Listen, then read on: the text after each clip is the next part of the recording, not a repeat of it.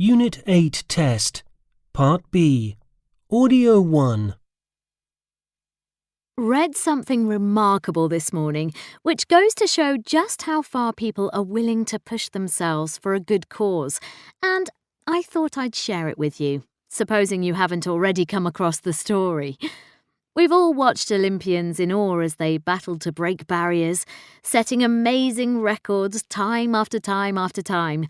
They hold us spellbound as they jump even higher, run even faster, lift even heavier and heavier weights, and perform ever more daring feats on skateboards, bicycles, and on gymnastic bars. These focused and dedicated athletes train for years for that one challenge in the spotlight. So can you imagine someone like you or me trying to complete all 96 Olympic events in 17 days while the Olympics are running? This is exactly what a British couple, Charlotte Nichols and Stuart Bates, set out to do during the Tokyo Summer Olympics. It wasn't just for fun, although they admit they did have a fair amount of fun during the challenge. No, it was to raise money to fund important research into motor neurone disease, which had taken Stuart's brother, Spenny's, life 10 years before. The pair called their epic challenge the Spenny-Olympics in Spenny's name, and as they ticked off each event, donations started to flood in from across the world. But how on earth do you start getting your body ready for 96 different events? It sounds one of the most grueling challenges I've ever heard about. Within a relatively short time, they had to learn how to weightlift, sail, pole vault, and skateboard, along with all the other sports. Luckily, they had a great deal of support.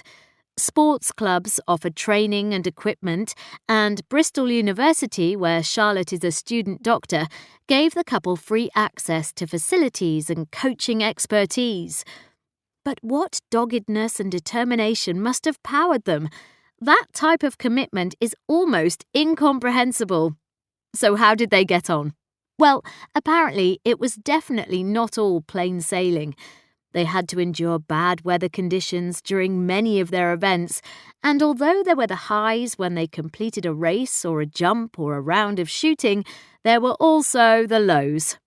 Charlotte says that she broke down in tears during a very long road cycling event when she realised she still had 90 kilometres to cover. Imagine that. Battered and exhausted and with another 90 kilometres ahead of you. Potential injuries were a worry too. A broken bone would have put a quick end to their plans, and this came close when Stuart fell from a horse during an equestrian event. For this reason, they put off a couple of the riskier sports like skateboarding and BMX freestyle until the end of the challenge. But eventually they made it. On the final day of the Tokyo Olympics back in 2021, a few minutes after the closing ceremony and after completing 95 events, they crossed the finishing line for their final event, the marathon, hand in hand. There in Weymouth, their hometown, they were greeted like heroes, and a year later, both Charlotte and Stuart were honoured by the late Queen in London. Surely a fitting tribute.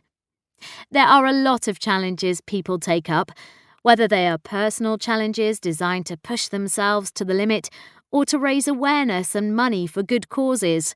But this one was quite exceptional. Charlotte and Stuart completed all 96 events, bruised and blistered, exhausted and aching in every part of their body, but proud in what they had achieved in Spenny's name. I'll leave you with a couple of the pair's worst moments. One was the trampolining for Stuart. He'd been dreading it because of back problems. And the second was for Charlotte. She had to be rescued from her windsurfing event because of her fear of fish. Have you heard of a challenge that can top this one? Let me know.